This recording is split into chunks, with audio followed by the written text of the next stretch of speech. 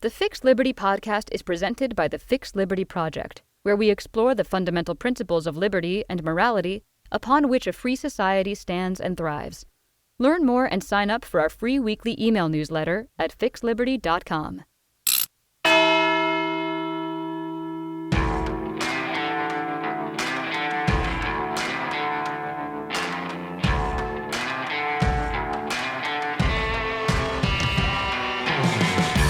Hello and welcome to the Fixed Liberty Podcast. Today is May 18th, 2023. I'm your host, Ross Brown. Thank you so much for joining us here again on the show today.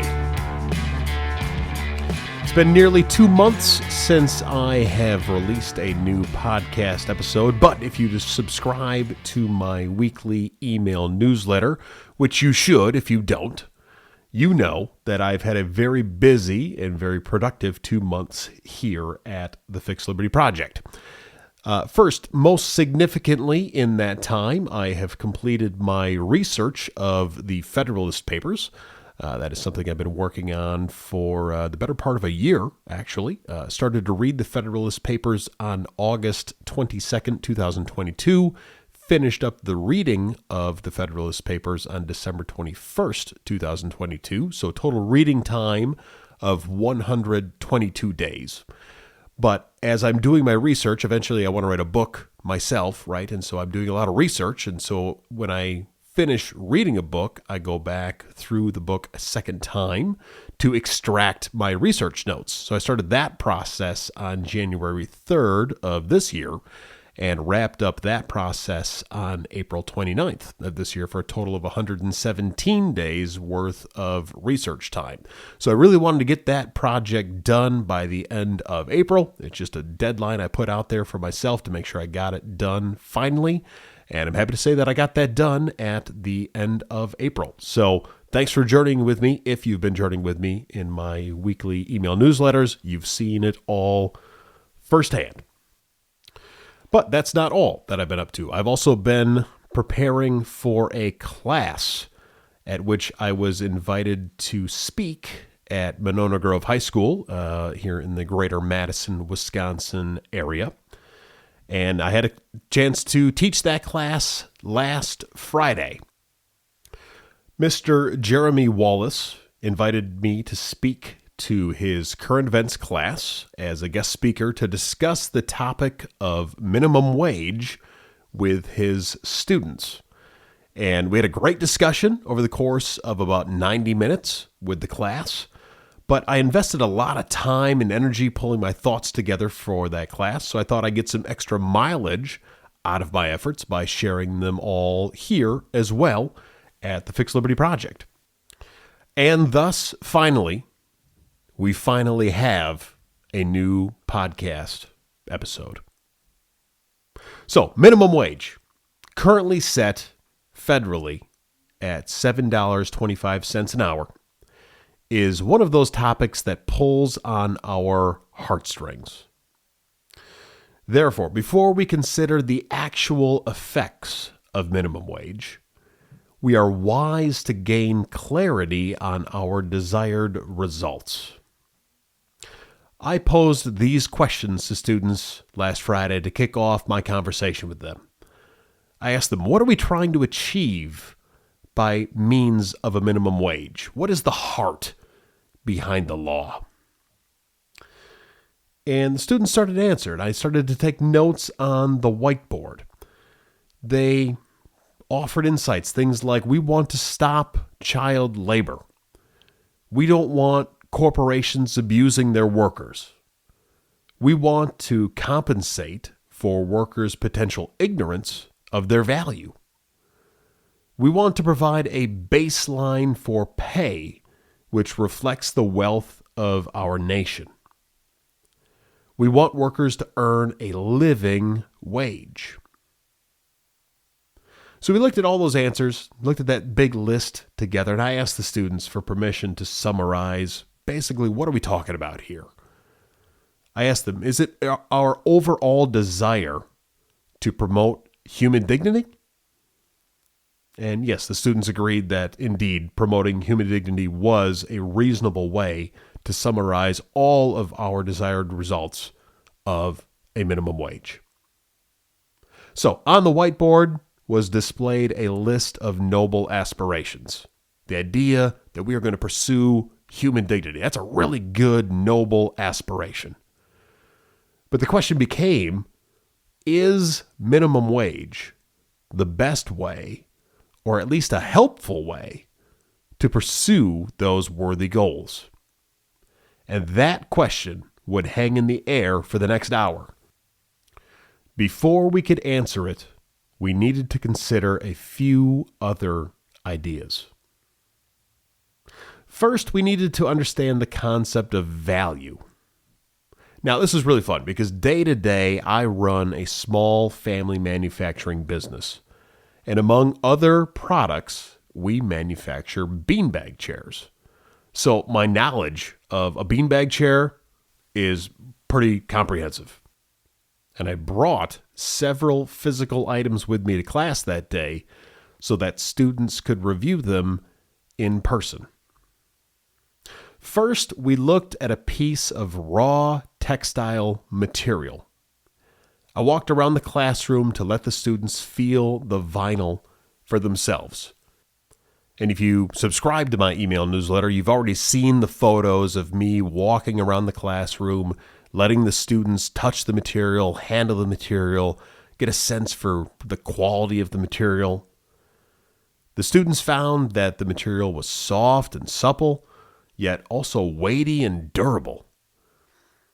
I informed the students about a few other features of the material, things that they couldn't see or touch necessarily. First of all, that the material was CPSIA compliant, which is what the Consumer Product Safety Improvement Act of 2008. Basically, it means that there's no phthalates in the material. The material is not going to give you cancer over the course of time, things of that nature, right? So, compliant with CPSIA, very good, and also meets California Fire Code 117-2013. It's a very important feature for our industry. And once everyone had the chance to handle the material, I instructed the students to write down how much they would pay for the vinyl. I had about a yard of material. So, okay, students, how much would you pay for this yard of material?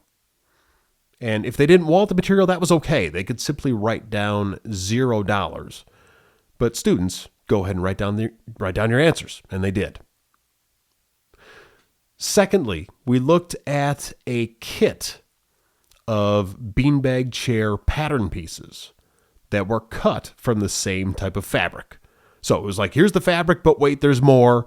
Now we've got some cut pattern pieces that will eventually make a beanbag chair.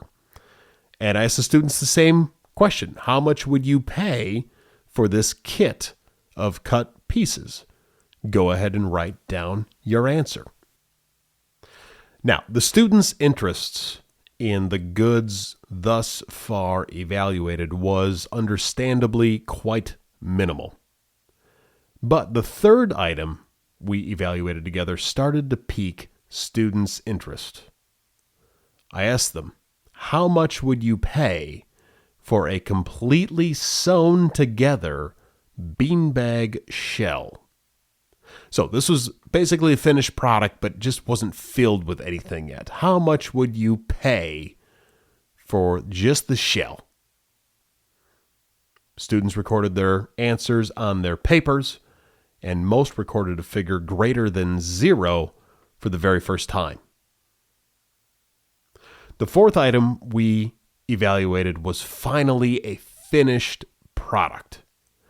I asked them, how much would you pay for a brand new, overstuffed, 100% American-made, high-quality Brown Sales Corporation beanbag chair? And as anticipated, students' interest was finally appreciable. They recorded their answers again. Fifth, and finally, we considered the value of having a big, bulky beanbag chair delivered to students' desired destinations. How much would the students pay for this finished beanbag chair if it wasn't just here in the classroom, but if it was also delivered to their home? Students jotted down their fifth and final answer. I turned back to the whiteboard as I asked a few students to share their answers from their paper with the whole class. And the dollar amounts each person was willing to spend on each of the 5 items differed. But overall, the trend was universally the same. Everyone was willing to pay progressively more for the items, especially items number 3, 4, and 5, being the beanbag shell, the finished beanbag chair, and the delivered beanbag chair. Everybody, even though the numbers might have been different, everybody said, yes, I would pay more for items 3, 4, and 5 than I would items 1 or 2. And even those students who didn't share their answers publicly nevertheless affirmed that their own answers followed the same pattern. So we looked at the data, and I asked the students a simple but fundamentally important question. Why? Why are you willing to pay progressively more for items 3, 4, and 5? A few students shared some detailed answers, but at the end of the day, they all pointed to the same thing. Items number 3, 4, and 5 were progressively more valuable than earlier items, so of course students were willing to pay more for them. We thus discovered the nature of value in real time through this simple exercise. But looking back at the whiteboard a second time, we noticed a new problem. We noticed differing prices. Mr. Weirs, who was the student teacher of the classroom, was willing to spend $50 on the delivered beanbag chair. Sierra, a student, was willing to spend $65. Lily, another student, was willing to spend $40.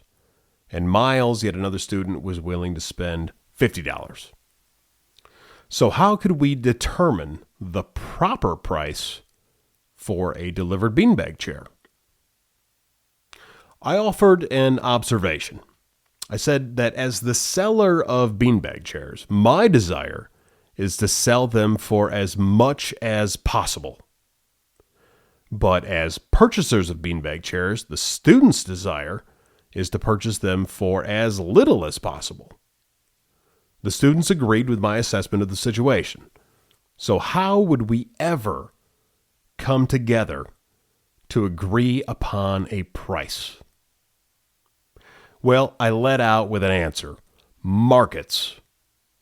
When a market is filled with lots of potential buyers and lots of potential sellers, all of whom are free to strike deals at whatever prices they mutually agree upon, we are able to determine proper prices for valuable resources. But I further identified that market competition is fundamental for the process to work. Competition between beanbag chair sellers, all of whom want to make sales, tends to lower prices of beanbag chairs. And competition between buyers, all of whom want to obtain beanbag chairs, tends to raise prices of beanbag chairs. When these two opposing forces come crashing together in a thriving free marketplace, prices tend to be fair. Because if any seller is asking too much, a buyer can purchase from a competing seller. And if any buyer is offering too little, a seller can sell to a competing buyer. So proper prices tend to occur as a result of all of this coming crashing together. So the students followed this economic rationale so long as a market was competitive and its people free to strike deals at mutually agreed upon prices, it would be hard for anybody, seller or buyer alike, to hose anybody else on price. But importantly, I didn't tell the students this. They discovered it for themselves. So it was easy for me to bridge the connection. This principle of economics applies equally to a person's time, energy, and skill sets as it does a beanbag chair. The beanbag chair exercise could thus be understood as an analogy. In the analogy, I was like the employee. I had something of value to offer. It was my time, my energy, and my skills. They were all analogous to the beanbag chair. And the students were like the employer who desired the value I had on offer. When my value was low, like items 1 and 2, the raw material and the cut material pieces, my student employers were willing to pay little to hire me or not hire me at all. But as my value progressively increased, like items 3, 4, and 5, the beanbag chair shell, the beanbag chair finished product, and the delivered beanbag chair, my student employers were willing to pay more to hire me. I returned to our list of noble aspirations on the whiteboard, and I suggested 2 things were critical to realize our desired goals.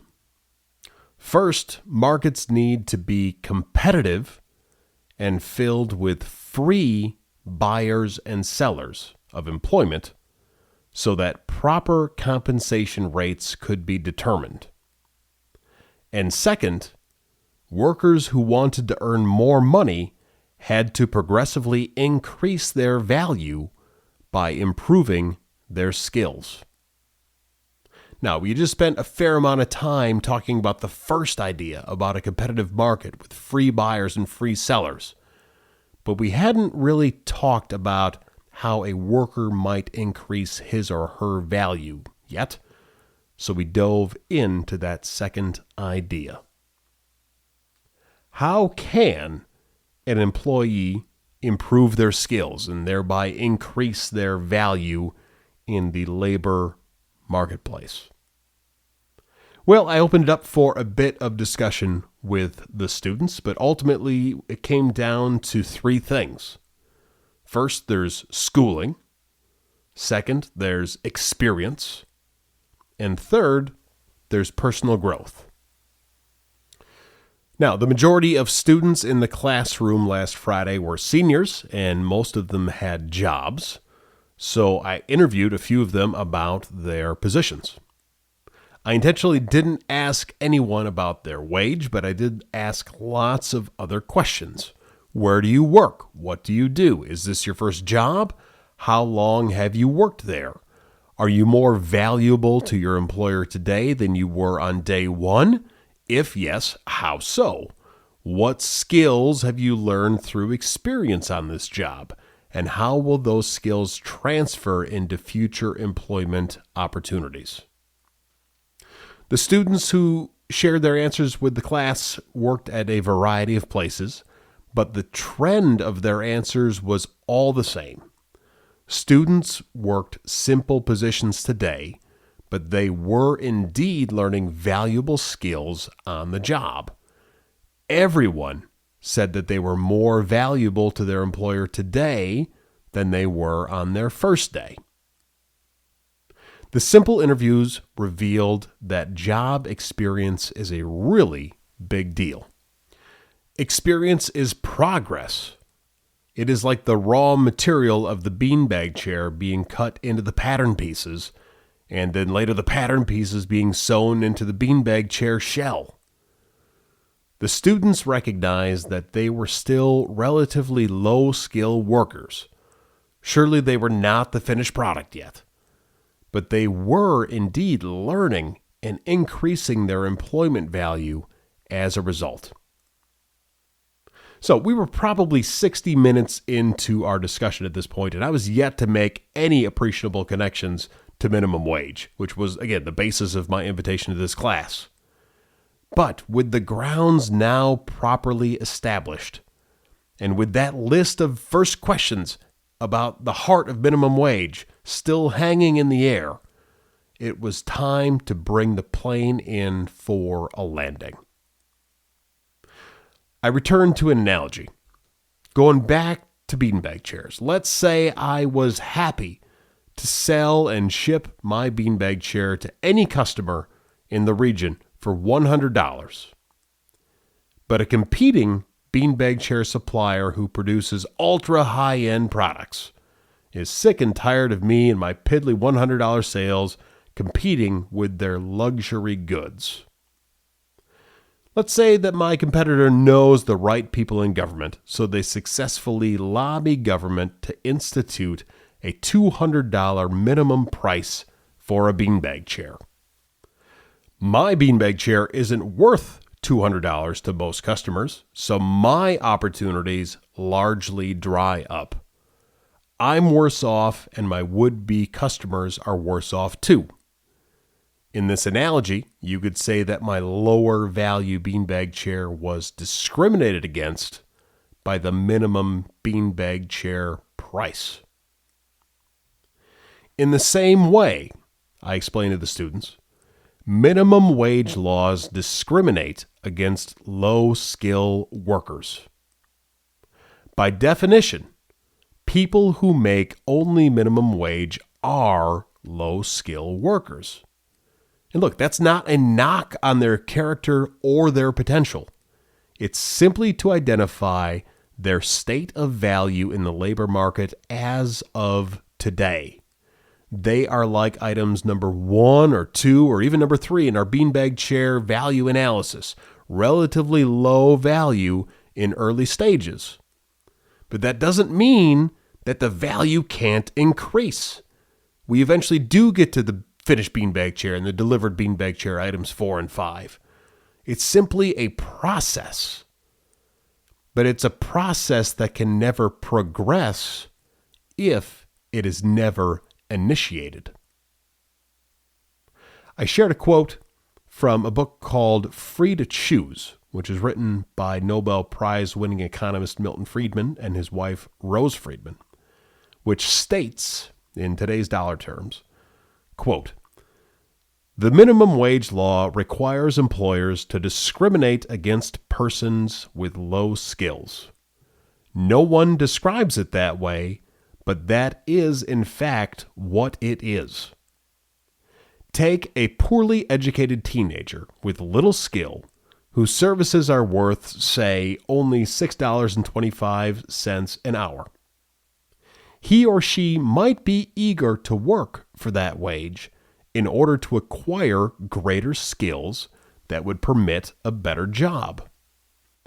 The law says that such a person may be hired only if the employer is willing to pay him or her $7.25 an hour. Unless an employer is willing to add $1 in charity to the $6.25 that the person's services are worth, the teenager will not be employed. It has always been a mystery to us why a young person is better off unemployed from a job that would pay $7.25 an hour than employed at a job that does pay $6.25 an hour." Unquote. I asked the students to consider this reality. As the minimum wage increases, the number of low-skill potential workers who are, in effect, legally shunned from the job market also increases. And look, that's great news for high-skill workers. The market distortion means they have less competition, so they can command higher wages. They are like the luxury beanbag chair competitor shunning my beanbag chairs from the market. But the higher wages they command come at the expense of other human beings who cannot legally offer the value of their labor to potential employers. And that directly contradicts our stated noble pursuits, does it not? What results is a tragedy. I explained to the students that not every school is like Monona Grove High School. For many reasons, some schools struggle to educate their students. The sad reality is that some students graduate or don't graduate high school with few skills at all. Minimum wage then prevents these low-skill potential workers from increasing their skills through experience with on-the-job training. The Friedmans say it best, so I shared their further words from Free to Choose in the context of this conversation with the class. Quote, "We regard the minimum wage rate as one of the most, if not the most, anti-low-skill worker laws on the statute books. The government first provides schools in which many young people are educated so poorly that they do not have the skills that would enable them to get good wages. It then penalizes those same people a second time by preventing them from offering to work for low wages as a means of inducing employers to give them on-the-job training. All this in the name of helping the poor." Unquote. At this point, the plane was on the ground. All I had to do was iterate a few simple conclusions. First, our noble goals were good, but it seemed that minimum wage was not the best way to achieve them. In fact, it seems that minimum wage largely disrupted our ability to achieve them. And worse yet, increasing the minimum wage would result in even greater disruptions.